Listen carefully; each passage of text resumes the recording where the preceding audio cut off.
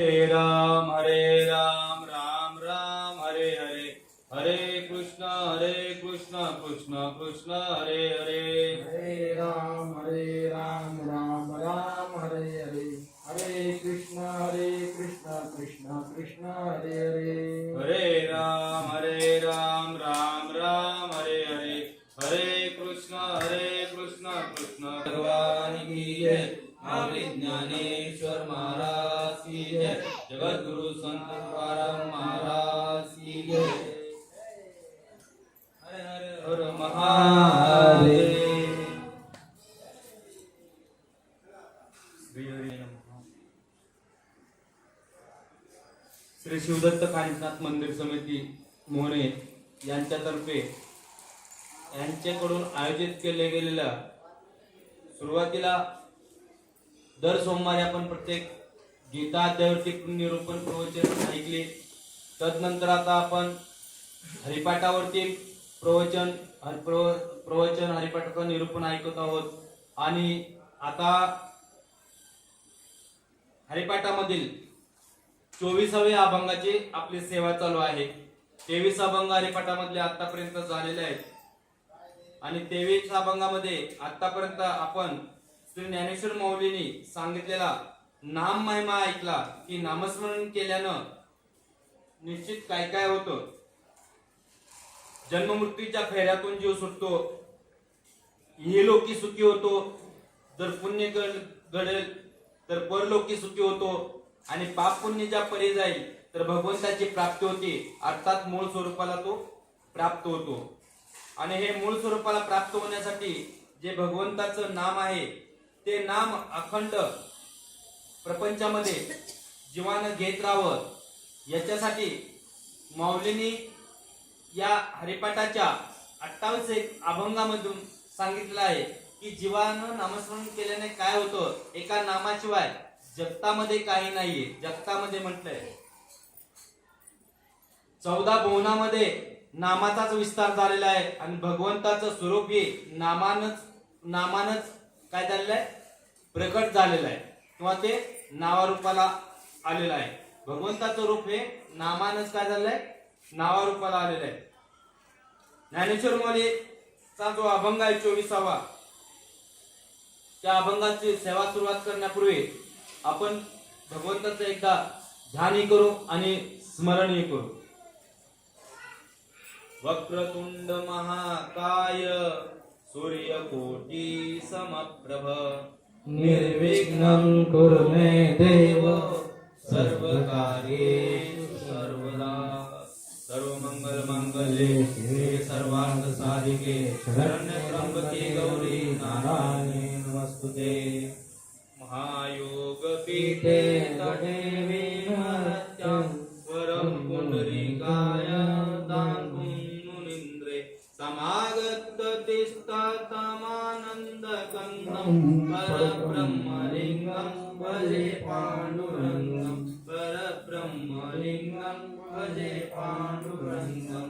ब्रह्मानन्दं परम सुखदं केवलं ज्ञानमूर्तिं द्वन्द्वातीतं गगनसदृशं तत्त्वमस्यादिलक्षणम् एकं नित्यं विमलमचलं सर्वदी साक्षिभूतं भावातीतं त्रिगुणरहितं सद्गुरुं तं नमामि, सद्गुरुं तं नमामि। हरि ओम। जप तप कर्म क्रिया नेम धर्म सर्वागती राम भाव शुद्ध न सोडे रे भावो ताकिरो संदेह रामकृष्ण टाहो नित्य पोळी जाती वीत गोत कुळशीळ मात भज का त्वरित भावयुक्त ज्ञान देवा ध्यानी रामकृष्ण मनी वैकुंठ भुवनी घर केले। अभंगाला सुरुवात करण्यापूर्वी ज्ञानेश्वर माऊली मी नामाचा महिमा जो गायला तो हरिपाठामध्ये गायला, परंतु 13व्या शतकामध्ये जे परमेश्वर प्राप्तीचं ज्ञान होतं त्या परमेश्वर प्राप्तीच्या ज्ञानाला किंवा स्वरूप प्राप्तीच्या ज्ञानाला प्राधान्य न देता कर्मकांडाचं काय झालं होतं, जास्तीत जास्त तोम माजलं होतं। आणि कर्मकांड करत असताना कर्मकांडामध्ये विशेषतः हे जे ज्ञान ज्या वर्गाकडे होतं तो वर्ग आपल्या ज्ञान त्या कर्मकांडाच्या ज्ञानाचा फायदा आपल्या उपजीविकेची करत होता. याचा अर्थ वेदांचा विक्रय मानला गेला होता. जे मूळ ग्रंथ आहे, जे वेदांचा जे मुख्य हेतू आहे तो आहे भगवत प्राप्ती. आणि तो भगवत प्राप्ती करणारं जे ज्ञान आहे ते भगवान श्रीकृष्णाने गीतेमध्ये अर्जुनाला सांगितलं होतं. आणि गीता हा भगवत प्राप्तीचा मुख्य साधन मार्ग असणारा, परम ज्ञान असणारा किंवा सकल ग्रंथाची जननी असणारा हा जो गीता ग्रंथाचा जे आहे तो संस्कृत मध्ये असल्या कारणानं सर्वसामान्य जीवांना कलियुगातल्या जडमती झाल्यानं हे ज्ञान समजतही नव्हतं, उपजतही नव्हतं आणि ते कोणी शिकवतही नव्हतं.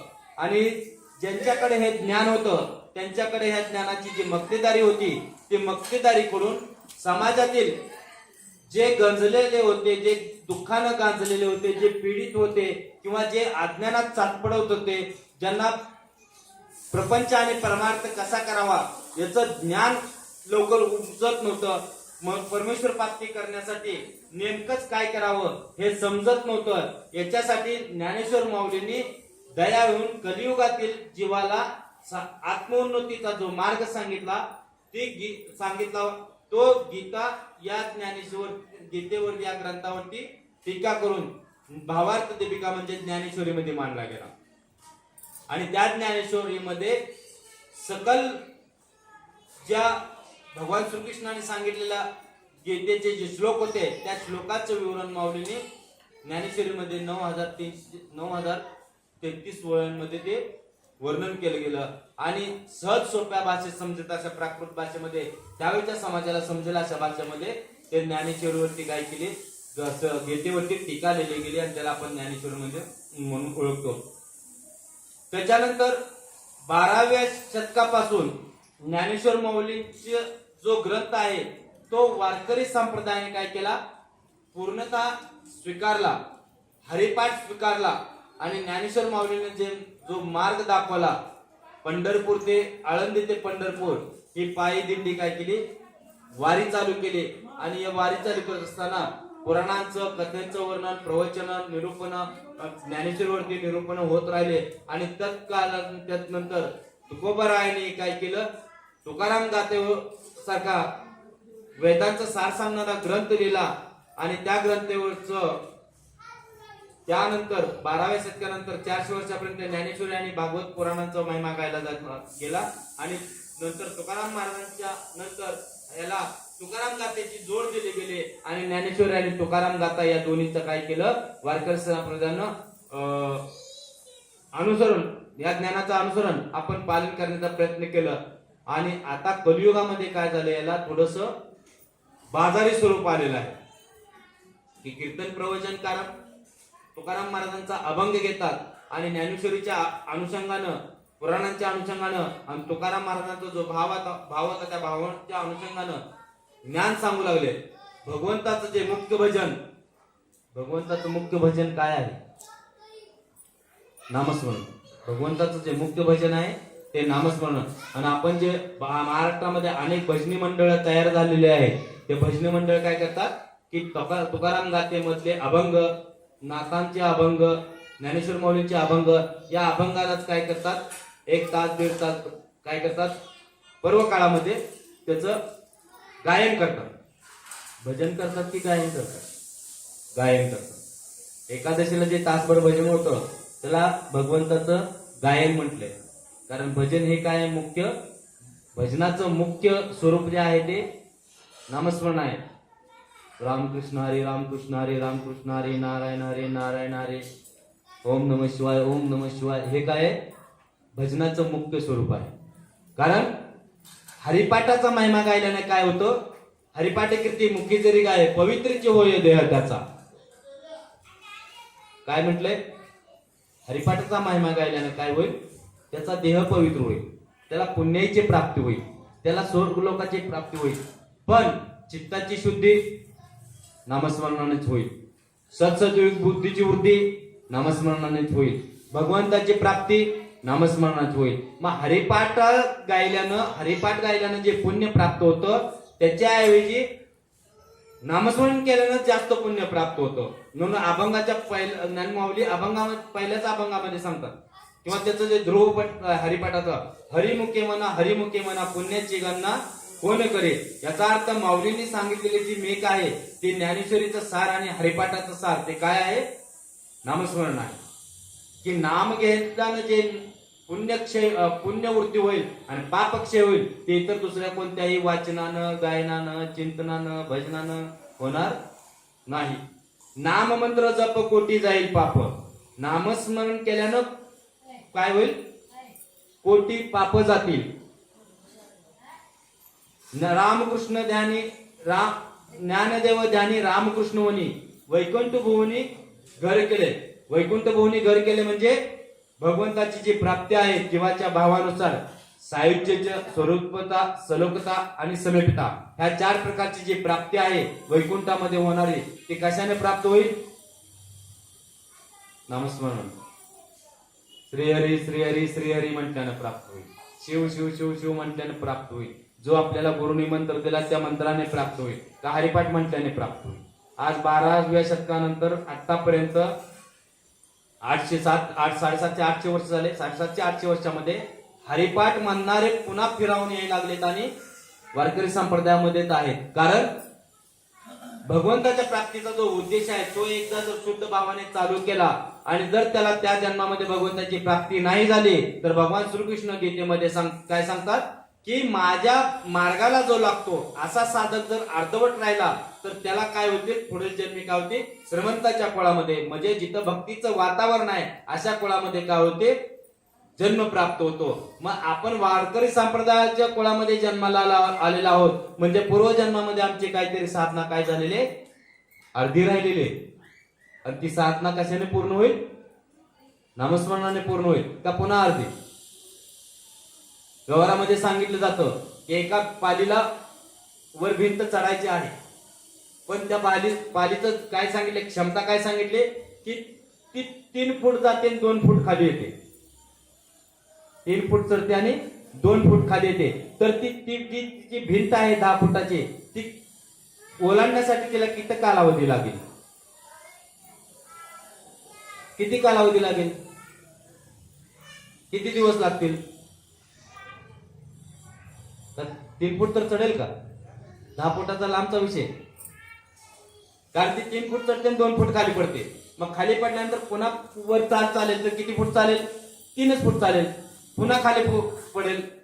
म्हणजे याचा अर्थ त्या पद्धतीनं जीव जर हरिपाठ म्हणेल आणि पुन्हा वारकरी कुळात जन्मालेल, पुन्हा हरिपाठ म्हणेल, पुन्हा वारकरी कुळात जन्माल, पुन्हा हरिपाठ म्हणेल, पुन्हा वारकरी कुळामध्ये जन्मालेल. पण त्याच्या हरिपाठ म्हणण्यानं 1 दिवसाच्या किंवा सकाळच्या किंवा 15 दिवसांना हरिपाठ म्हणण्यानं त्याचा जो दिवसामध्ये घडणारे जे पाप पुण्य आहे, असं काय नाही माळ घातल्यानंतर पाप घडत नाहीये, असं काय नाही पंढरपूरची वारी केल्यानंतर पाप घडणार नाहीये, असं काय नाही आईवडिलांच्या पाया पडल्यानं पाप घडणार नाही, असं काय आहे का मंदिरात दर सोमवारी गेल्यानंतर पाप घडणार नाही. अखंड ज्याच्या मुखामध्ये नाम आहे त्याच फक्त पापाचं काय झालंय, बंद आहे. बाकीच्यांचं चालूच आहे. मग त्याने 1 माळ घालू नाही तर 4 माळा घालू, मोठमोठ्या किती महाराजांचे प्रवचन कीर्तन ऐकू, त्याच्या जन्म मृत्यूच्या फेऱ्यातून सुटका होईल का, नाही म्हणा. जोपर्यंत पापाचा क्षय होत नाहीये, पुण्याचा क्षय होत नाही, पाप पुण्याच्या परे जीव जात नाहीये तोपर्यंत त्याला भगवंताची प्राप्ती नाहीये. आणि हे ज्ञानेश्वर माऊलींना ज्ञात होतं का, कारण ज्ञानेश्वर माऊली सांगतात की मी हे सर्व जे सांगत आहे ते कशाच्या बळावरती सांगत आहे, अनुभवाच्या बळावरती. आणि अनुभवाचं सांगत असताना ते काय म्हणतात, रामकृष्ण ध्यानी ज्ञानदेव ध्यानी रामकृष्ण म्हणे वैकुंठ भुवनी घर केले. मी वैकुंठामध्ये माझी वस्ती तयार केलेली आहे, मी वैकुंठामध्ये वास केलेला आहे. आणि म्हणून मी काय करत आहे, निश्चयानं सांगत आहे की जो अखंड मनामध्ये भगवंताचं नाम घेत आहे आणि भगवंताचं ध्यान काय करत आहे, रूप वाटवत आहे. याचा अर्थ भगवंताचं रूप फक्त डोळ्यानं पाहिलं जात नाहीये, तर डोळे मिटल्यानंतरही भगवंताचं रूप डोळ्यापुढे येतं, त्याला ध्यान म्हटलंय. आणि हे ध्यान काय केलेलं आहे, हे भगवंताचं ध्यान आणि मनानं भगवंताचं नाम याची जर गाठ मारली तर निश्चित काय होईल, प्रत्येक जीव वैकुंठाची प्राप्ती करेल. याचा अर्थ मनुष्य जन्मातलं जे मूळ उद्दिष्ट आहे की एक तर स्वरूपामध्ये विलीन व्हावं अथवा भगवंताच्या धामाला जावं, हे जन्ममृत्यूच्या फेऱ्यातून सुटण्यासाठी 84 लक्ष योनीचा फेरत फिरत असताना जीवाला ही कर्मभूमी तयार केली आणि या कर्मभूमीत आलेला जीव जर कर्म समजून घेतले नाही तर निश्चित काय होईल, त्याचा मार्ग काय होईल, दुस्तर होईल, अवघड होईल, त्याला हे समजणार नाही. गुरूंचा महिमा का गायला गेला, याच्यासाठीच गायला गेला. गुरु का करावं, याच्यासाठीच करावं. कारण ग्रंथ वाचल्यानं हे रहस्य समजणं अवघड. म्हणून माऊलींनी जे सांगितलेला ठाम विषय, अखंड मुखी जर नाम असेल तर निश्चित भगवंताचं धाम आपल्याला काय अवघड नाहीये. आणि याच्यासाठी अभंगाला जो सुरुवात केली आहे त्याच्यामध्ये काय गौण आहे आणि काय मुख्य आहे हे हरिपाठाच्या सुरुवातीपासून माऊली सांगत आलंय. सुरुवातीपासून सांगितलं ना, तीर्थवर्त नेम भाविने सिद्धे वायाची उपाधी दंभ धर्म वायाची उपाधी करशी जना. मग आता तीर्थ फिरल्यानंतर काय होतं, उपाधी सांगितले. किंवा अमुक आमका महाराजा बरं 4 धाम फिरून आलं बरं, दरवर्षी 4 धामला जात होतो, दरवर्षी 20-25 हजार रुपयाची ट्रिप काढतो तो आणि सहकुटुंब सहपरिवार स्वखर्चाने जातो, जाता जाता 5-50 लोकांनाही स्वखर्चाने नेतो. हे काय आहे, तीर्थक्षेत्र फिरणं. हे तीर्थक्षेत्र फिरल्याने काय होतं, पुण्याची प्राप्ती होते, भगवंताची नाही. तीर्थवर्त नेम भावे विनसिद्धी. व्रत केले, एखादी व्यक्ती सांगते बाबा मी 16 सोमवार केले, मी अखंड वर्षभर एका नुसतं फळाचं व्रत घेतलेलं, फळच खातो, मी दिवसभर काही घेत नाही, फक्त चहाच पितो, मी दिवसभर फक्त दूधच पितो, मी दिवसभर फक्त पाणीच पितो, मी दिवसभर काहीच घेत नाही. एकादशी दिवशी मी कच्चा शाबू खातो, एकादशी दिवशी मी एकच टाइम शाबू खातो आणि एखाद्या दिवशी मी एकच बगर खातो. हे काय सगळे काय हे त्यानं घालून घेतलेले नियम आहेत. ते व्रत बी नाहीये. कारण व्रतामध्ये जे नियमावली आहे ना, त्या नियमाचं पालन त्याच्या हातनं घडत नाहीये. पण काय होतं, केलेलं व्यर्थ जात नाही, केलेलं व्यर्थ जात नाही. आपली मुलं शाळेला घातल्यानंतर जर 10वी पर्यंत 12वी पर्यंत ग्रॅज्युएशन पर्यंत शिक्षण घेतील, त्यांचं शिक्षण व्यर्थ जाईल का? नाही नोकरी लागू देत. कारण नोकरी हे त्याचं मूळ उद्दिष्ट जरी असलं, शिक्षण शिकत असताना डॉक्टर इंजिनियर व्हावं हे जर मूळ उद्दिष्ट असलं तरी पण ते प्राप्त नाही झाले तर त्याचं ज्ञान कुठेही जात नाही. त्याला किमान 2 वेळच्या अन्नाची व्यवस्था करून देतं. नाहीच व्यवस्था करून द्यायचं जमलं तर किमान काय शिकावं काय करू नये त्याचा जो अनुभव आहे तो अनुभव तर तो लोकांना काय करत राहतो, सांगत राहतो. याचा अर्थ केलेलं भगवंताप्रती कोणतंही कर्म व्यर्थ जात नाही. मग तीर्थक्षेत्र फिरू देत, वार व्रत करू देत, काही करू देत, हे व्यर्थ जात नाही. पण जे मूळ उद्दिष्ट आहे भगवंताची प्राप्ती ते मात्र शालेय शिक्षणाने प्राप्त होत नाही. मनुष्य जन्माला ज्ञान प्राप्त व्हावं आहे त्याचा मूळ उद्दिष्ट आहे. पण शिक्षण शिकल्यानं केवळ ज्ञान प्राप्ती होईल हे काय आहे, नक्की नाहीये. कारण जे ज्ञान प्राप्त होतं ते माईक होतं, पंचमहाभूतात्मक ज्ञान प्राप्त होतं. एखादी व्यक्ती इंजिनियर झाले, केमिकल इंजिनियर झाले तर त्याला रासायनिक प्राप्त ज्ञान होईल. म्हणजे फार तर जे जलतत्व आहे त्या जलतत्वापासून जेवढ्या बी क्रिया करतात त्या त्याला थोड्याफार काय होतील, अवगत होतील. एखाद्या व्यक्तीला भौतिक ज्ञान प्राप्त झालं तर ज्या वस्तू आहेत त्या पृथ्वी तत्वापासून निर्माण झालेल्या त्याच्यावरतीच तो त्याला ज्ञान प्राप्त होईल का भगवंताच्या प्राप्तीचं ज्ञान होईल. एखाद्या व्यक्ती समजा जीवशास्त्राचा अभ्यास केला, डॉक्टर झाले तर त्याला फार तर काय होईल, हाड मासाचा बनलेला जो पुतळा असेल, प्राण्यांचा असेल, माणसाचा असेल, त्याच्याबद्दलचं ज्ञान प्राप्त होईल का भगवंताचं प्राप्तीचं ज्ञान होईल. भगवंताच्या प्राप्तीचं जे ज्ञान आहे ते ज्ञान प्राप्तीचं जे साधन आहे ते साधन आम्ही काय करतो आहोत, त्या साधनांच्या मागे धावत आहोत. मग जसं तीर्थक्षेत्र असेल, वार व्रत असेल, कथा कीर्तन असतील, प्रवचन असतील, 15 दिवसात हरिपाठाला जाणं असेल किंवा तासभर भजन करणं असेल, सकाळी भगवंताचे हे जे कृत्य आहेत ना, देवपूजा अर्चा करणं, नैवेद्य दाखवणं, या सर्व विधी काय आहे त्या एक आम्हाला ज्ञान प्राप्त होत. आत्म्याची जी सूक्ष्म इच्छा आहे तीच आहे की मी मूळ स्वरूपाला प्राप्त व्हावं. पण आत्मा काय झालं, या देहाशी तंद्रुप झालेला आहे. मग तो जीव दशेला पोहोचलेला आहे आणि जीव दशेला पोहोचल्यामुळं त्याचा जी मूळ इच्छा आहे त्याच्यावर बी धूळ चढली आणि काय झालं, त्या जीवानं जे स्वरूप धारण केलं ते विषय भोगाचं स्वरूप धारण केलं आणि मग विषयासाठी पुन्हा हेच विधी चालू झाले की माझ्या मुलाचं मुलीचं लग्न होऊ दे किंवा मला पती किंवा पत्नी चांगली मिळू दे म्हणून लोक 16 सोमवार करायला लागले, किंवा त्यांना अपत्य होऊ दे म्हणून 16 सोमवार करायला लागले, किंवा नोकऱ्या लागू दे त्याच्यासाठी 16 सोमवार करायला लागले, किंवा धन प्राप्ती होऊ दे त्याच्यासाठी 16 सोमवार करायला लागले, एखादा रोग बरा होऊ दे याच्यासाठी 16 सोमवार करायला लागले.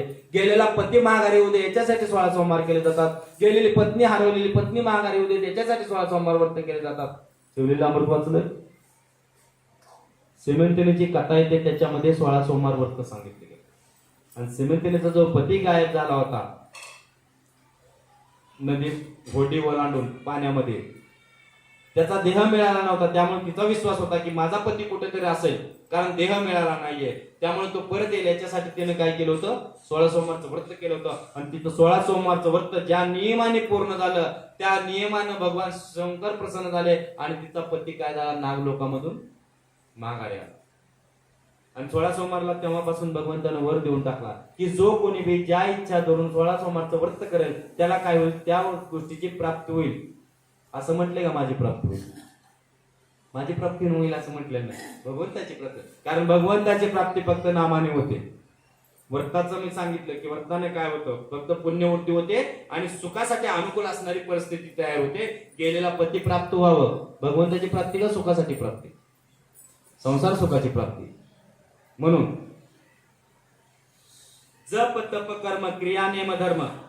जप, आता मुळात जप करणं तप करणं, बऱ्याच जण हरिपाठ आयुष्य झालं पाठ आहे, पण ह्याचा अर्थ म्हणणं असं बघा, जप करणं तप करणं कर्म आणि क्रिया आणि नियम आणि धर्म हे 5-6 शब्द एकसारखे वाटतात, पण ह्याचा अर्थ नक्की काय. जप करणं म्हणजे जन्मतात जीवाला पूर्वी मंत्र दिला जायचा, जसं गायत्री मंत्र आहे, गायत्री मंत्राचा जप करावा. किती करावा, गायत्री मंत्राचं किती पुरस्चरण करावे, म्हणजे जीव ब्राह्मणाचे अधिकार प्राप्त करतो. एखाद्या व्यक्तीला ब्राह्मण बनायचं असेल ना तर त्याचा 24,000 गायत्री पुरस्चरण झालं पाहिजे, आणि ते जर झालं तर ब्राह्मणाला जे अधिकार आहेत ते त्याला प्राप्त होतो. म्हणून ब्राह्मण कुळामध्ये जो जीव जन्माला येतो तो बी तुमच्या आमच्यासारखा सामान्यच असतो. त्याला गायत्री मंत्राचा जप दिला जातो आणि त्या जपाचं त्यानं काय करावं, 24,000 वेळा तर किमान पुरस्चरण करावं. काही 1,00,000 वेळा करतात. तर ते केल्याने काय होतं, त्याचं बुद्धी शुद्ध होते, तर ते देह विचारांची शुद्धी होते आणि त्या शुद्धीच्या बळावर तो काय करायला लागतो, संसारिक कर्म करायला लागतो. भगवंताची प्राप्ती होईल म्हटलं नाही गायत्री, भगवंताची प्राप्ती भगवंताचं नाम घेतल्यानंच होणार. मग हे जप आहे, असे जप करतात काही लोक, एकच माळ जपतात, आमच्या गुरुने दिलेला मंत्र आहे म्हणतात आणि ते त्याचा जप करतात. मग आता तो मंत्र भगवंताचं नाम असेल हे काय नक्की नाही ना. त्याने शनिदेवाचं सांगितलं असेल 7:30 असेल तर, मारुतीचा मंत्र दिला असेल तर, बल प्राप्त व्हायचं असेल तर, भूत बाधा प्रेत पिशाच झाला असेल, एखाद्याला बाधला असेल तर त्या अनुषंगाने मंत्र दिला असेल तर त्याचा जप सांगितला असेल की 1,00,000 जप करतो 1 महिन्यामध्ये, तर त्यानं तुझं पूर्ण होईल, त्यानं भगवंताची प्राप्ती नाही होणार पण तुझी बाधा दूर होईल. अशा प्रकारच्या ज्या गोष्टी त्याला जप म्हटलेलं आहे, तप म्हटलेलं आहे. पूर्वी तपश्चर्या केली जायची, आता तर तप प्रकार, तप नक्की काय, चांद्रायण तप आहे, कृचेश तप आहे.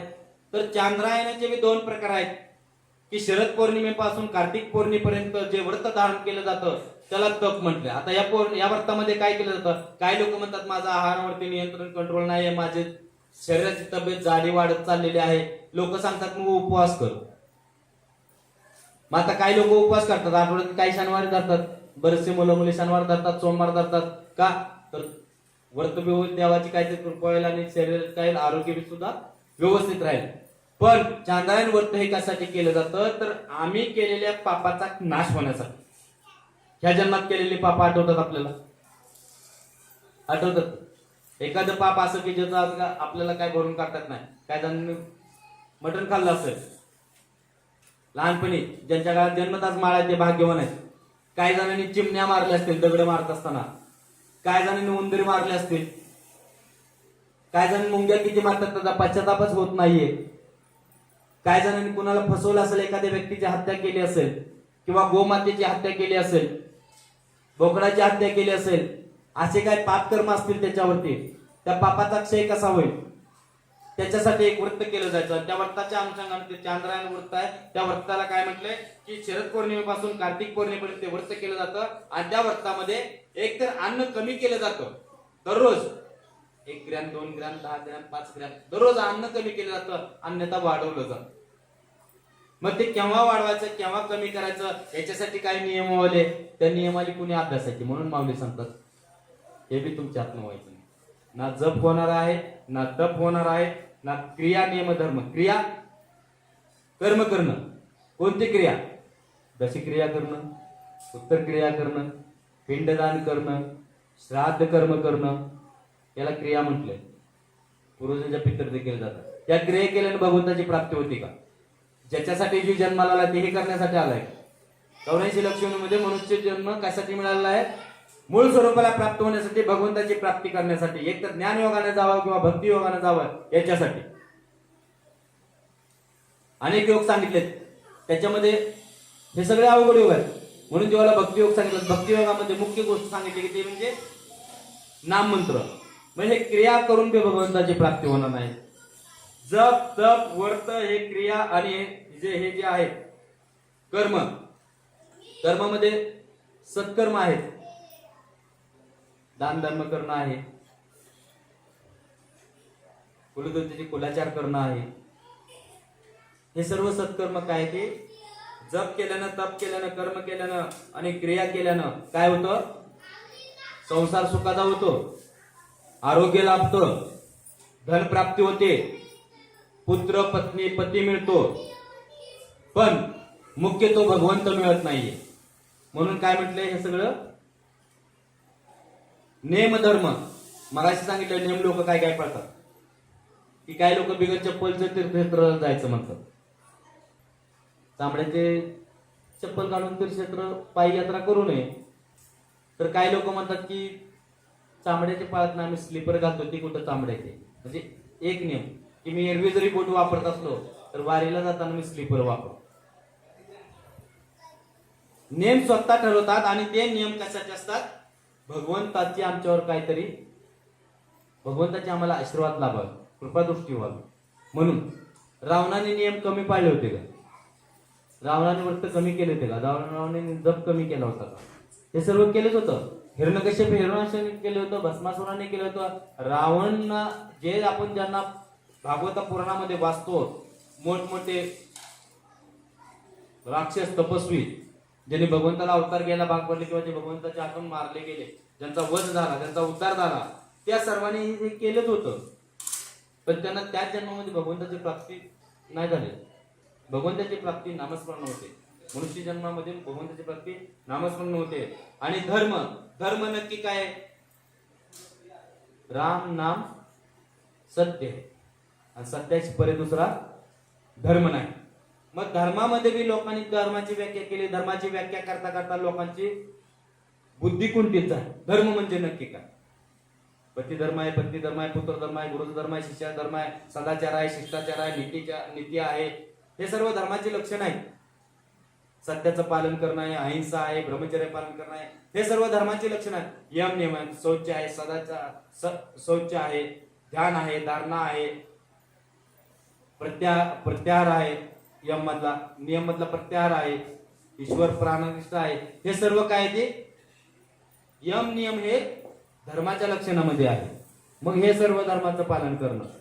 आता आतापर्यंत सांगितलेल्या गोष्टी जर सगळ्या पाळायचं म्हटलं तर पाऊल चालू शकत नाही तो. का? हे सगळे नियमच अवघड आहे. वार वर्त क्रिया जप तप धर्म नियम हे सर्व अवघड आहे. आणि म्हणून हरिपाठाच्या सुरुवातीपासून शेवटपर्यंत सांगितले जप तप कर्म क्रिया नियम धर्म सर्वागाठी राम भाव शुद्ध. आता हे करायचं आधी सांगितलं अभंगामध्ये, जप तप कर्म तीर्थवर्त नियम भाविन सिद्धी वायाची उपाधी करशी जना.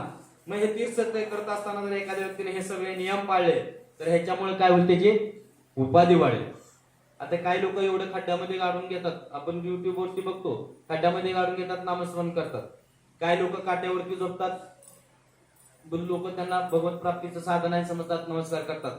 काही लोक झोपतच नाहीत, अशी जोळी बांधतात आणि त्यात एक पाय घालून बसतात, आयुष्यभर एका पायावरती उभा राहून जोपर्यंत भगवंताची प्राप्ती होत नाहीये. हठयोग म्हणतात. या हठयोगामधले प्रकार आहेत, ते नाही भगवंताची प्राप्ती होईल हे काही नक्की नाही.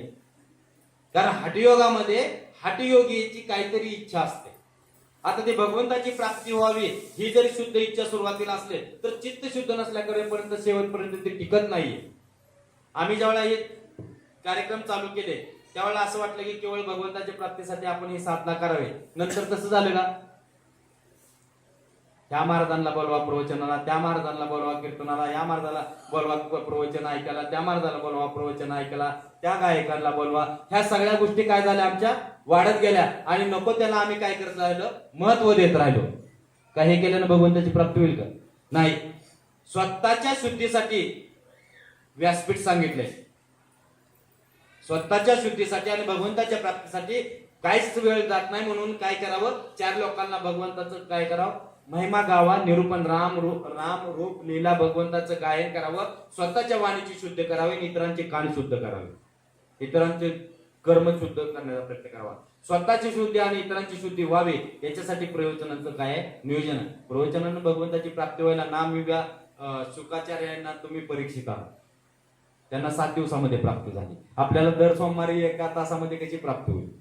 आणि ज्यांना आपण आग्रहाने विनंती करून बोलवतो त्यांना तर कशी प्राप्ती होईल? काय तर महाराज आहेत घरीच बसतात, आम्हाला बोलवलं नाही म्हणतात, आम्हाला माहितीच नाही. बघितलेलं असतं, सगळं दिसतं, ग्रुपवरती किती जणांनी मेसेज पाहिले, तरी पण म्हणतात माहिती नाही, चालू झालेलं, वेळ नाही, हे नाही.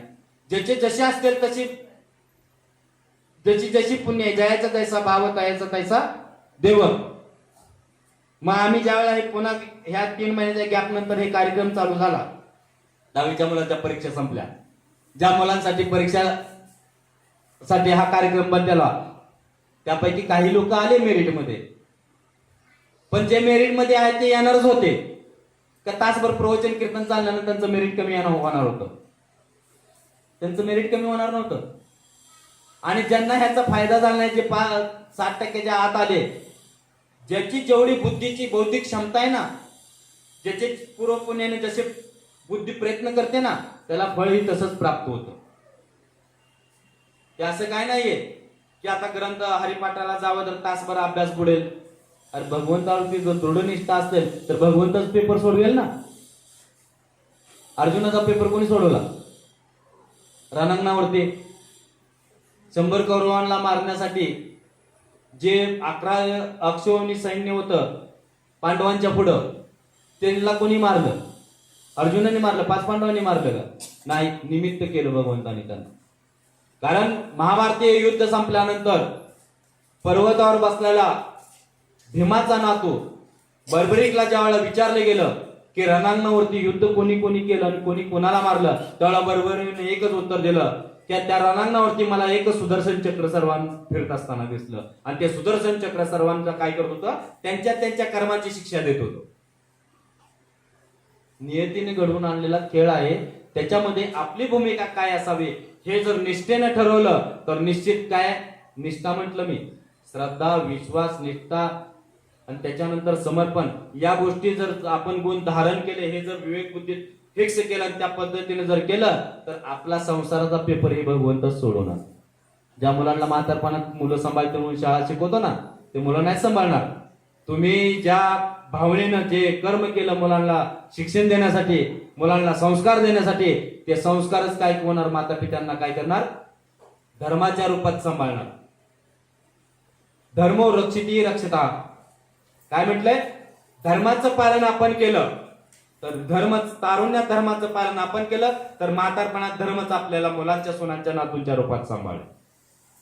जर तारुण्यात धर्माचं पालन आपण नाही केलं आणि धर्म काय हे मुलांना संस्कार नाही दिले तर समजून जा की आपली मुलं फॉरेनला नक्कीच शिकतील ना, डॉक्टर होतील, मोठे इंजिनियर होतील, आणि फॉरेनचा चान्स आला की फॉरेनलाच जातील. तुम्ही इथंच राहा, माता पिता इथंच राहतील.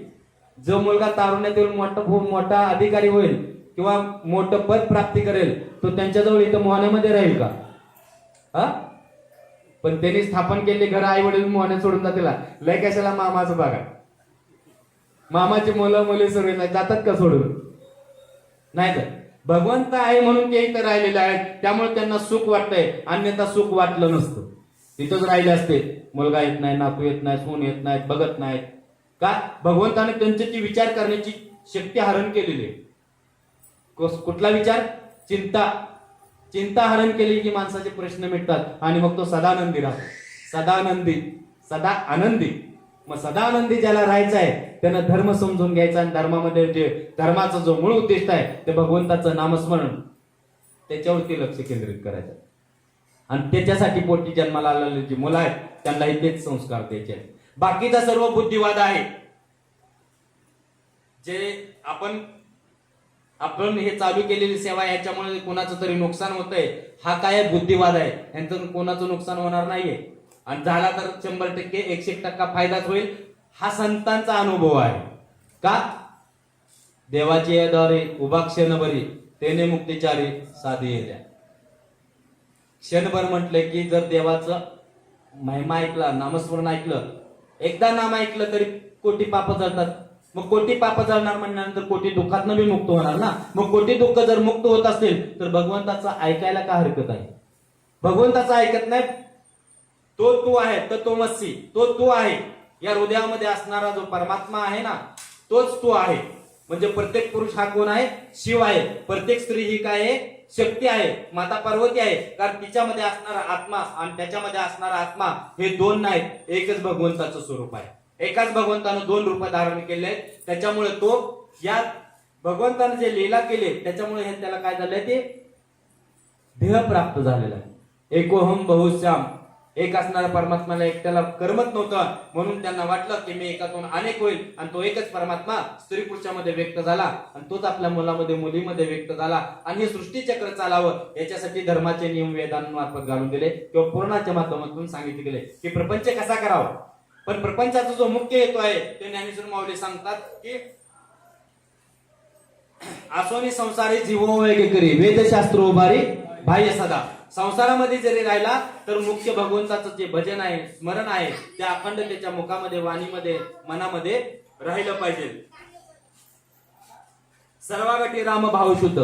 काय सांगितलं? एकच परमात्मा सर्वांमध्ये व्यक्त झालेला आहे, तो सर्वांमध्ये आहे.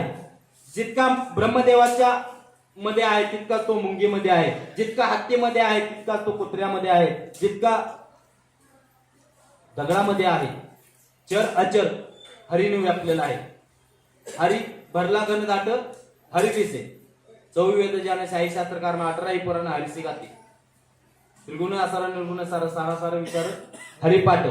याचा अर्थ त्रिगुणात्मक जी संसार आहे, सत्व रज तम, त्या तीन गुणांमध्ये काय झालंय? भगवंताचाच वास आहे. जेवढे जीव दिसतात त्याच्यामध्ये भगवंताचा वास आहे. जे जे दिसे भूत ते म्हणजे भगवंत. म्हणजे जेवढे प्राणी दिसतात या डोळ्याला ते भगवंताचंच स्वरूप आहे.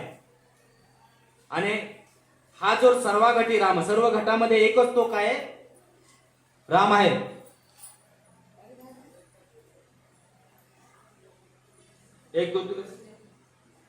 एक नाम हरी द्वैत नाम दुरी अद्वैत कुसरे विराळा जाणे. त्याच्यामध्ये काय सांगितलंय? शस्त्रकर्माचा जो चरण आहे ते कोणता आहे? अद्वैत कुसरे विराळा जाणे.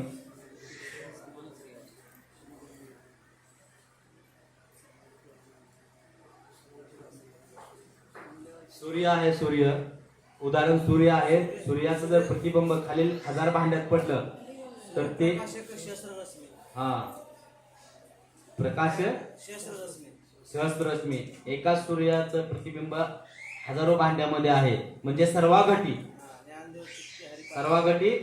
तो आहे, सर्वामध्ये तो आहे, सर्व व्यापून तो आहे. म्हणून आता भाव शुद्ध ठेवा म्हटलंय. रामचरितमानस मध्ये रामचरितमानस हे भगवान श्रीरामाचं काय आहे? वाङ्मय स्वरूप आहे. आणि त्या वाङ्मय स्वरूपाला नमस्कार तर तुलसीदासांनी घातला, पण रावणालाही नमस्कार त्यांनी घातला. का?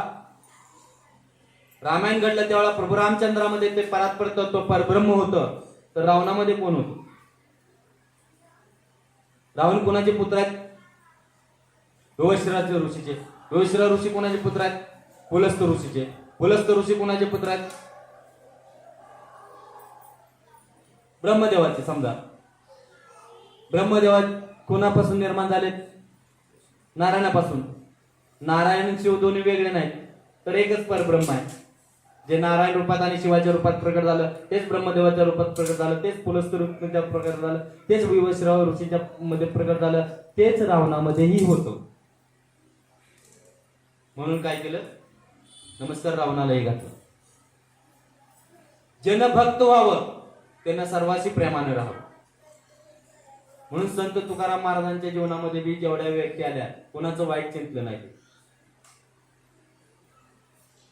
ज्या शोभा कासाराच्या पत्नीनं गरम पाणी अंगावर घातलं तिच्याबद्दलही ते वाईट चिंतले नाही. ज्ञानेश्वर माऊलींच्या झोळीमध्ये ज्या लोकांनी घाण चिखल फेकला त्यांच्याबद्दल ज्ञानेश्वर माऊली वाईट चिंतले नाही. का? आमच्या पूर्वकर्मानुसार आमची ही काय झालेली आहे परीक्षा घेतली जाते. प्रारब्धच आमचं असं आहे की आमचं पापच जोडून आलेलं आहे आणि ते आम्हाला भोगावं लागणार आहे. आणि ते भोगत असताना भगवंताचं भजन हे काय करतं सामर्थ्य बल प्रदान करतं. बल प्रदान करतं. संसारात काही लोक आहेत पैसा वाचून दुःखी आहेत. काही जणांपाशी पैसा नसला तरी पण सुखी आहे. कारण पैसाच पृथ्वीवरती संसारी लोक आहेत आणि फकीर लोकही आहेत.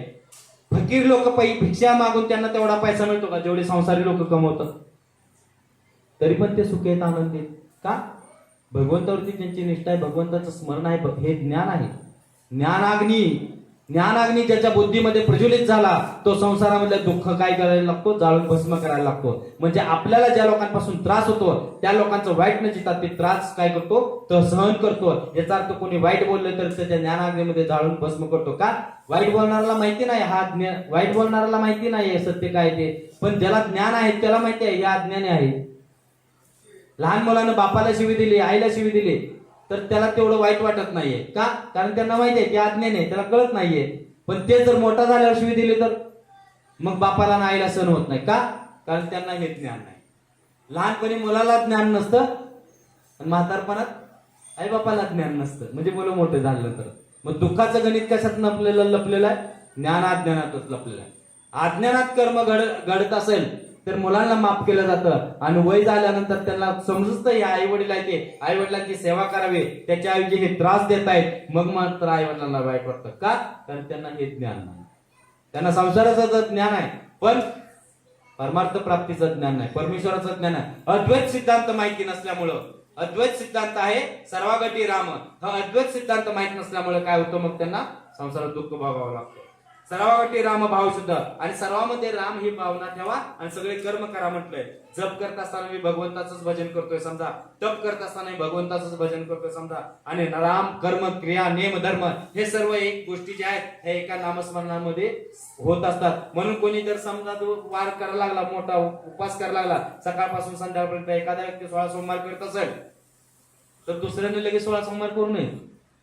त्यानं समजून घ्यावं की हे व्रत कशासाठी आहे, काय संसारी सुखात प्राप्त करण्यासाठी, भगवंताच्या प्राप्तीसाठी तर नाही. मग भगवंताच्या प्राप्ती त्याचा भाव काय आहे त्या भावानुसार त्याचं फळ आहे. मग एखाद्या व्यक्तीने समजा भक्त असणाऱ्या नामस्मरण करणाऱ्या व्यक्तीने जर 16 सोमवारचं व्रत केलं तर त्यानं करत असताना भगवंताच्या प्राप्तीसाठी जर केलं असेल तर त्याचं ते व्रत सुद्धा काय आहे भगवंताचं नाम आहे. म्हणजे तुम्ही जे जे कर्म करताय ते जर भगवंताच्याच प्राप्तीसाठी असेल तर ते भगवंताच्या प्राप्तीचं नाम काय साधन आहे. आता मी मगाशी म्हटलं होतं की भजन हे भगवंताचं काय गायन करणं म्हणजे भगवंताचं काय आहे नामस्मरण नाहीये.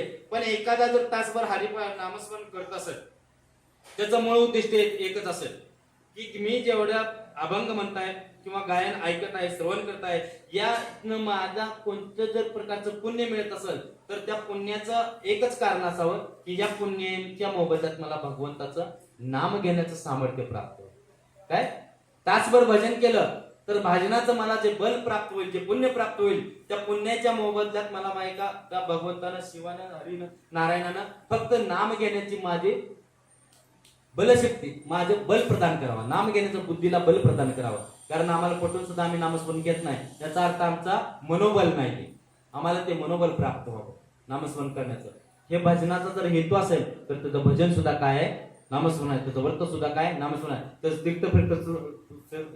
तीर्थक्षेत्र फिरणं सुद्धा काय नामस्मरण आहे. मूळ हेतू हा असावा की यांना आम्हाला मनोबल प्राप्त व्हावं भगवंताचं नाम घेण्याचं, आमची बुद्धीची दृढ निश्चय व्हावा नामस्मरण करण्याचं प्राप्त होण्याचं. तर हे सर्व गोष्टी केलेल्या काय होतात साफल्य होतात. आता तासभर आम्ही प्रवचन चालू करतोय किंवा तुम्ही ऐकताय, माझा हेतू भगवंत प्राप्तीचा आहे, भगवंताचं मुख्य नाम घडावं याच्यासाठी मी प्रवचन करताय. आणि तुमचा जर मुख्य हेतू भगवंताचं नाम घेण्यासाठी आम्हाला मनोबल बुद्धिबल प्राप्त व्हावं हा जर असेल तर हे सुद्धा नामस्मरणामध्ये येतं. स्पीड कमी असेल पण आपले ध्येय निश्चित ठरून असेल. हे केल्यानं स्पीड कमी होतं पण निश्चित ध्येय आहे त्याचं काय कासवाच्या गतीने जरी चाललं तर हरकत नाही, पण मूळ आपल्या ध्येयापर्यंत असावं. नाहीतर कासव्या सस्यासारखी फजिती होईल.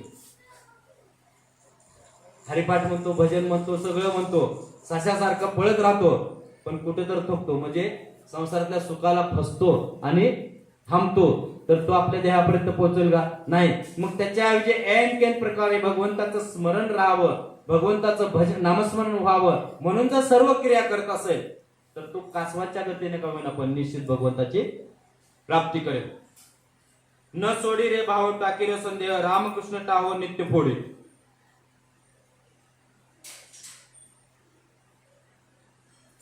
मगाशी सांगितलं की सर्वागती राम भाव शुद्ध. हा जो भाव आहे ना, हा भाव केलं काय करा म्हटले, सोडू नका.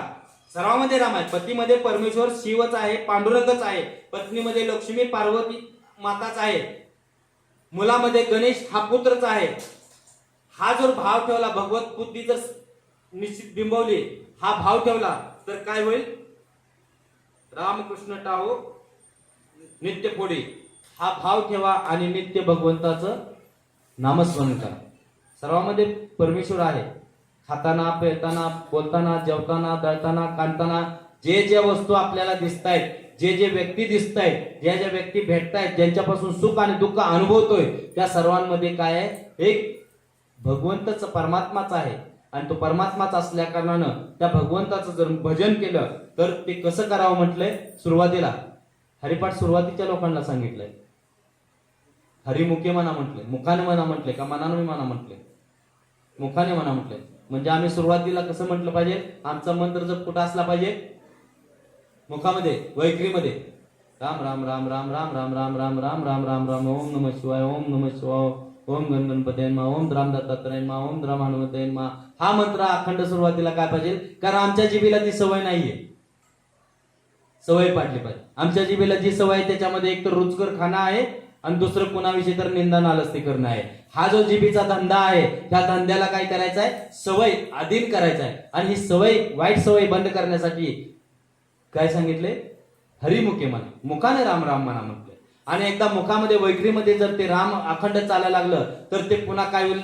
वैखरीतून खाली जाईल. कुठे? उपांशू कंठामध्ये कंठस्थी होईल.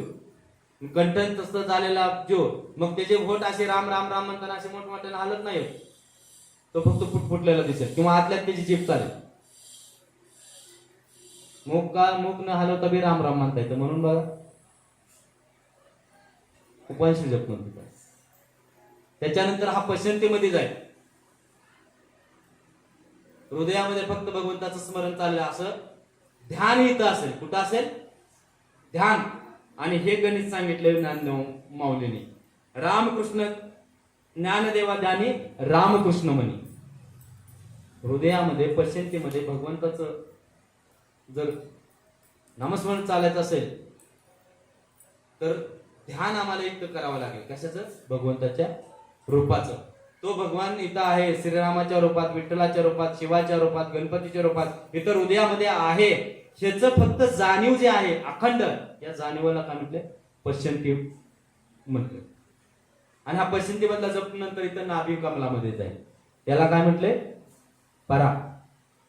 वैखरीमध्ये, उपांशूमध्ये, पश्चंतीमध्ये आणि परेमध्ये, परेमध्ये जप स्थिर झाला की ती व्यक्ती चालती बोलती ईश्वर झाली. संतांना काय म्हटले?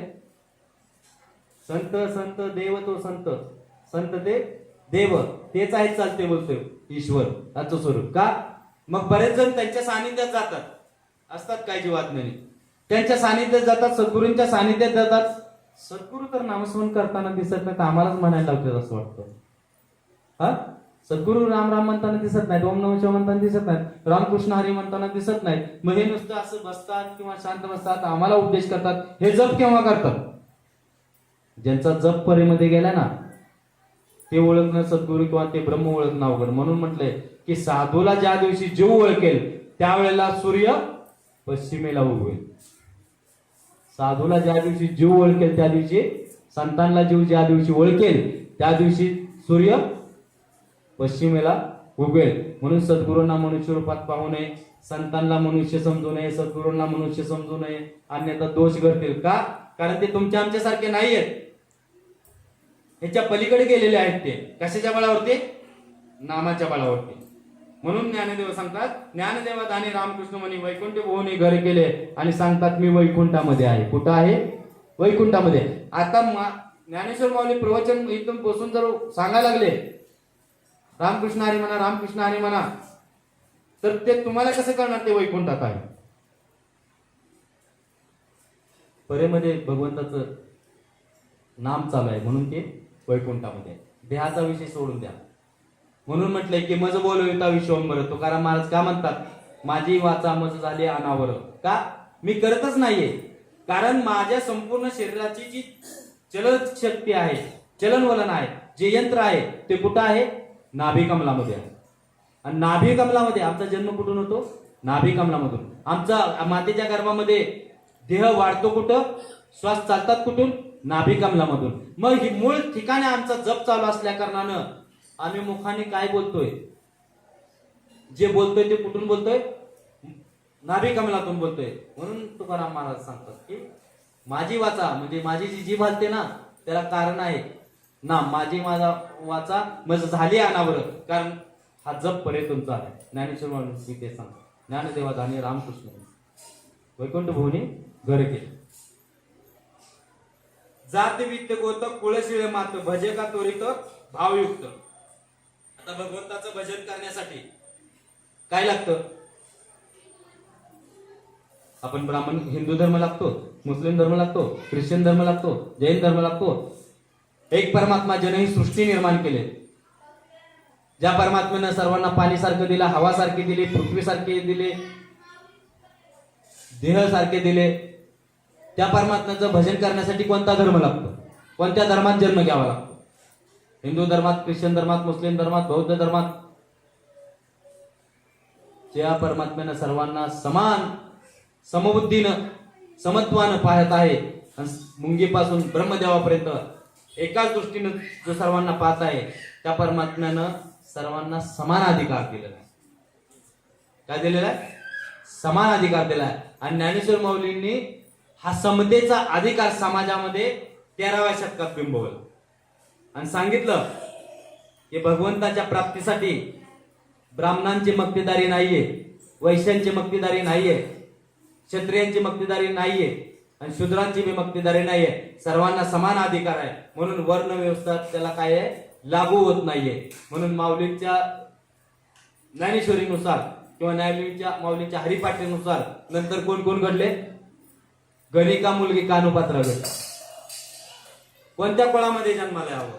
वेश्येच्या कुळामध्ये जन्माला यावं लागतं भगवंताची प्राप्ती करण्यासाठी. कोणत्याही कुळामध्ये जन्माला आलं तर चालतं.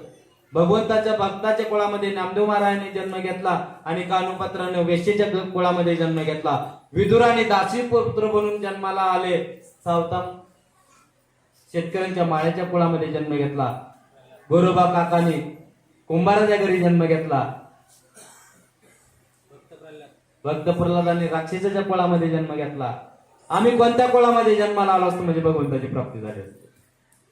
भगवंताची प्राप्ती करण्यासाठी, नामस्मरण करण्यासाठी कुळ महत्वाचं नाहीये, जात महत्वाचा नाहीये, धर्म महत्वाचा नाहीये. केवळ राम नाम घेणंच महत्वाचं, नामस्मरण करणंच महत्वाचं.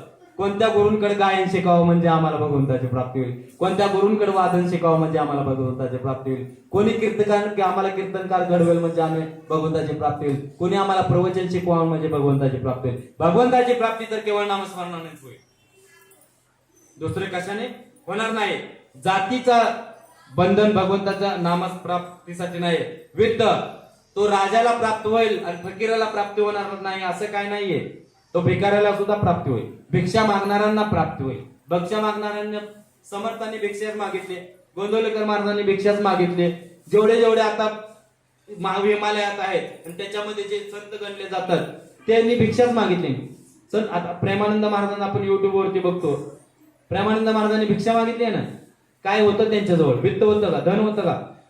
धन हे प्रपंचामध्ये उपजीविकेचं साधन आहे, परमार्थाचं नाही. आणि परमार्थ करणाऱ्याला परमेश्वर दिल्याशिवाय राहत नाही, तो उपाशी मारणार नाही. कारण नारायणाच्या लक्ष्मीला स्पष्ट देते, जो माझं भजन करेल तो उपाशी राहता कामा नये. त्यामुळे लक्ष्मी त्याला कुठून ना कुठेतरी 2 वेळचं अन्न दिल्याशिवाय राहणार नाहीये. म्हणून तुकाराम संत तुकाराम महाराज म्हणतात, मिळालं तर तुपाशी खाऊ, नाहीतर उपाशी राहू, पण भगवंताचं भजन केल्याशिवाय राहणार नाही. नामस्मरण ह्या सृष्टीचा आधार आहे, मग आमच्या जगण्याचा सुद्धा निश्चित काय तो आधार आहे. असं नामस्मरण चालूच आहे, फक्त आम्हाला जाणीव नाही, म्हणून जाणीवेसाठी काय काय त्या परमार्थ करायचं आहे. कुळशीळ मात्र मग जाती वित्त गोत कुळशीळ हे जे आहेत ना, ह्या ज्या गोष्टी आहेत ह्या सगळ्या गौण आहेत आणि सर्वांना समान अधिकार आहे. म्हणून समतेची क्रांती ज्ञानेश्वर माऊलीने जी घडवून आणली ना, ती नामाच्या बळावरती घडवून आणली. आणि नाम घेण्यासाठी ज्ञानेश्वरीचा सार असणारा जो ग्रंथ आहे तो हरिपाठाच्या रूपात सांगितला की तुम्ही फक्त इथून पुढे ज्याला भगवंताची प्राप्ती करायची आहे, ज्याला पांडुरंगाची प्राप्ती करायची आहे, त्यानं नामापर्त्वे साधन नाही रे अन्यथा, त्याला दुसरं साधन नाही सांगितलं.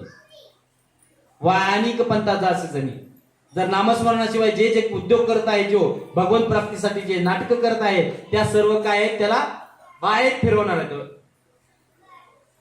वायानिक पंथा जासी जणी म्हणजे अनेक पंथ आहेत, त्याच्यामध्ये जाशील तो. स्वर्गात जातील, पाताळात जातील, 28 प्रकारचे स्वर्ग आहेत, तिकडे जातील, सुख सुविधा प्राप्त होतील, जिथं सुख आहे तिथं प्राप्त होतील, तिथं भरकटशील.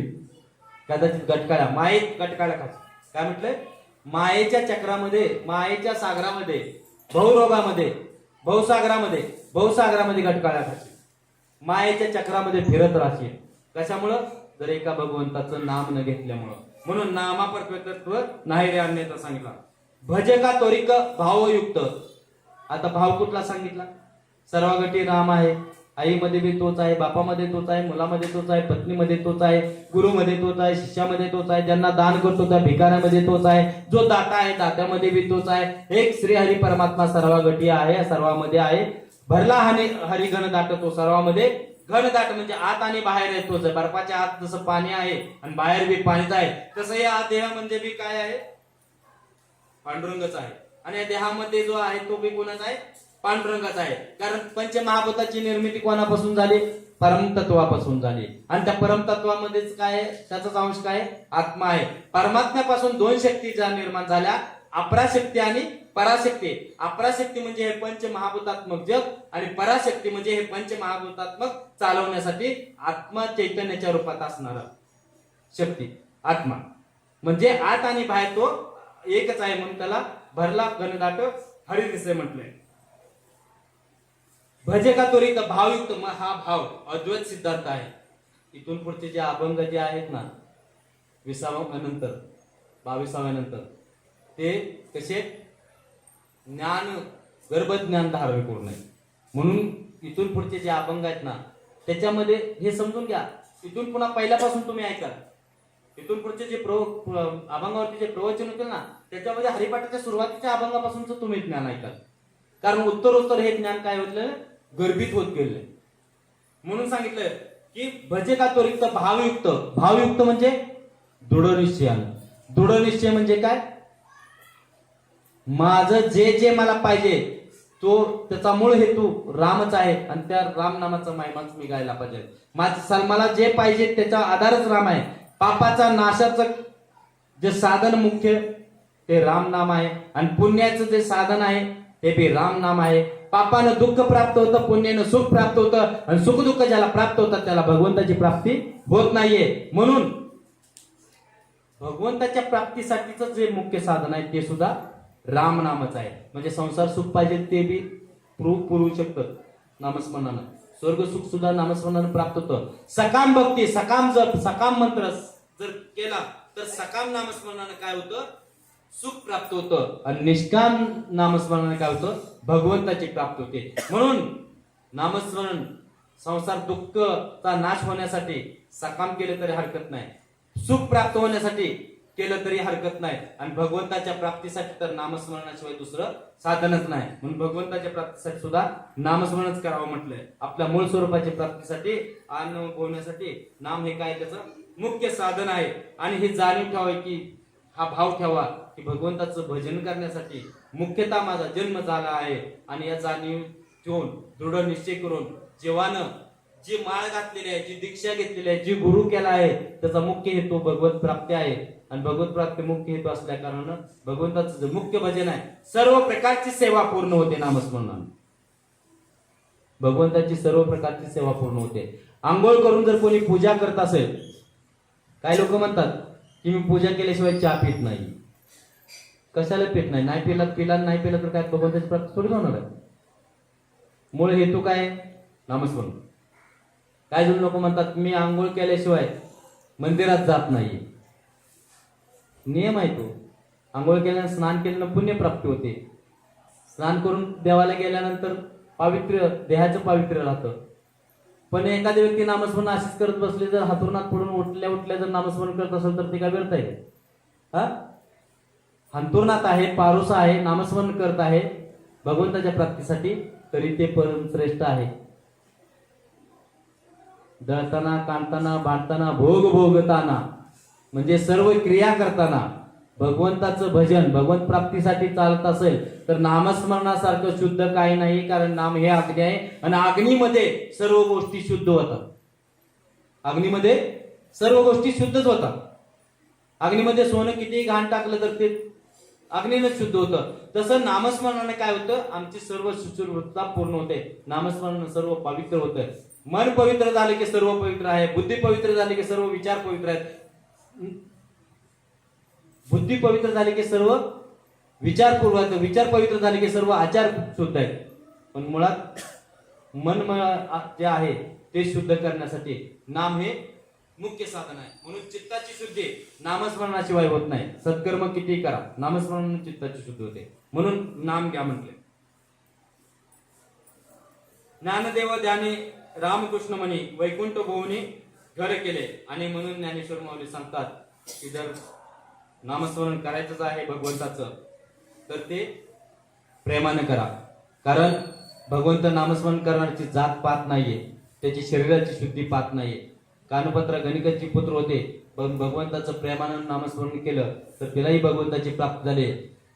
ज्यावेळेला भगवंताचं दर्शन करण्यासाठी ते दारामध्ये आले त्यावेळेला स्त्री धर्मामध्ये, ऋतुकालामध्ये गेले आणि तिला वाटलं की पांडुरंगाच्या दर्शनाला कसं जावं. कारण नियम काय? मासिक धर्म, स्त्री धर्म असताना मंदिरात जाऊ नये. मग धर्माच्या पलीकडे बघते काय? भक्ती प्रेम हे धर्माच्या पलीकडे आहे. भगवंताचे वचन धर्माच्या पलीकडचे आहेत. नामस्मरण हे धर्माच्या पलीकडचं तत्व आहे. आणि ते नामस्मरण कानोपात्रा घेत होते. आणि आता मी हार घेतला होता त्याने देवा पांडुरंगाला घालण्यासाठी. आणि मंदिराच्या नामदेवपारीच्या दारात असतानाच काय झालं? ऋतुकालामध्ये गेले आणि तिला संकट पडलं, आता मी देवापाशी कसं जाईल आणि आता मी देवाला जाऊ शकत नाही, मी देवाचं दर्शन घेऊ शकत नाही.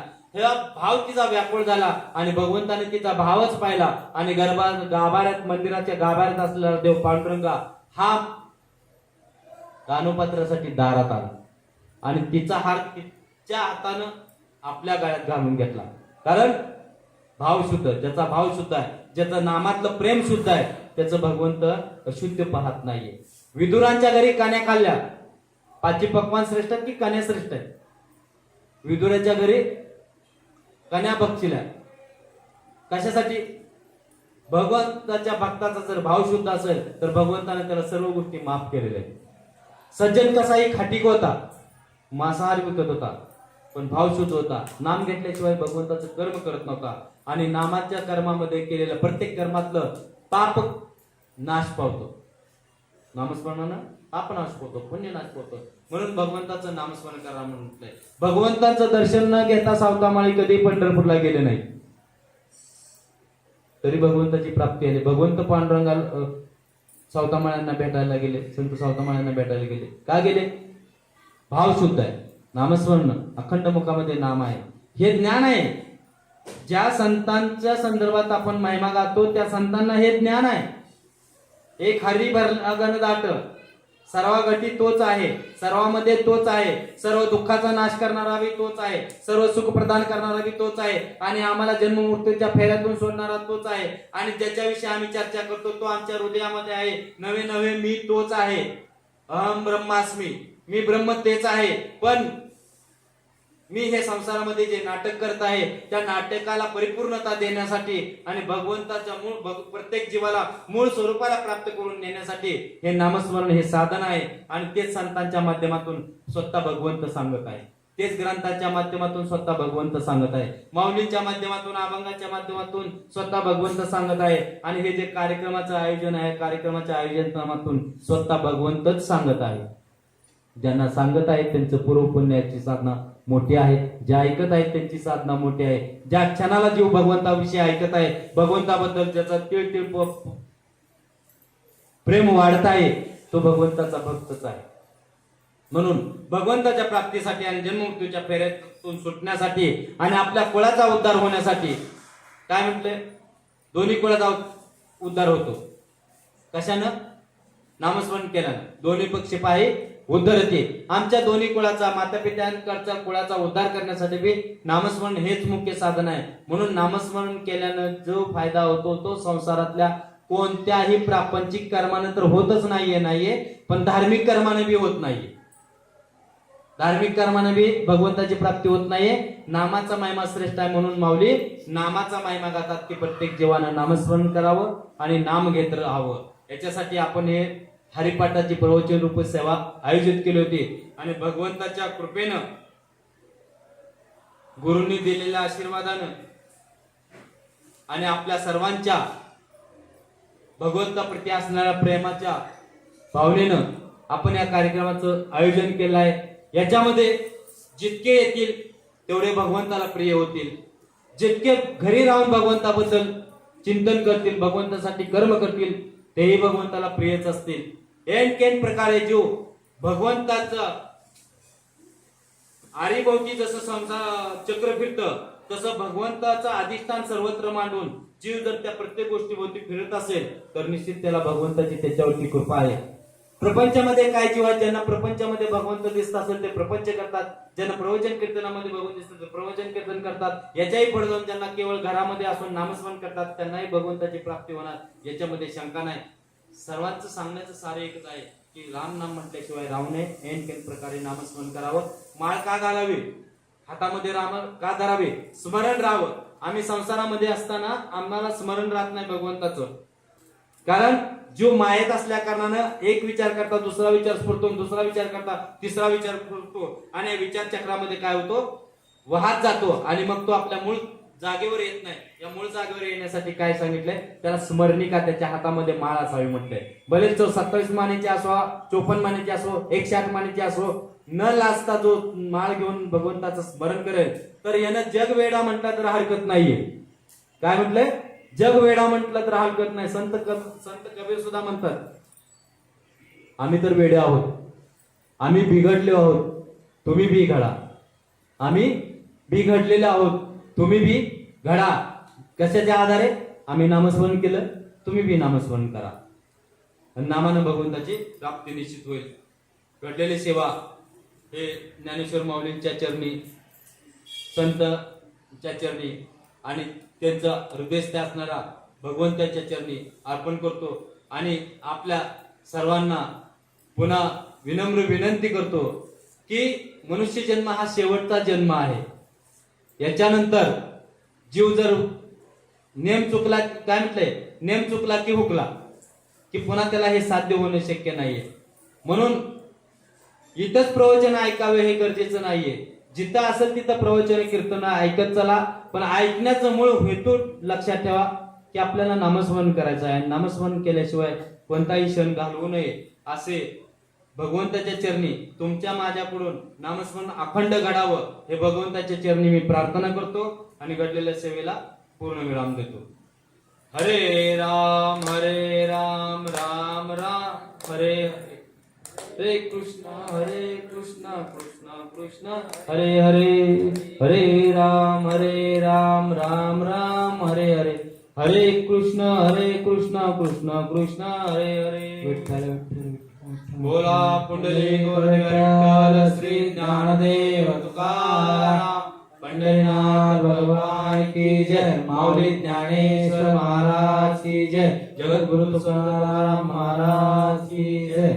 आता विश्वास केले येणे वागणे तोषावे, तोषो निमजावे प्रसाय दान. जे गणांची वेंकडी सांडो तया सत्कर्मी नती वाढो. भूता परस्परे घडो मैत्री वांदे, दुरितांचे निमिर जावो. विश्व धर्म सूर्य पावो.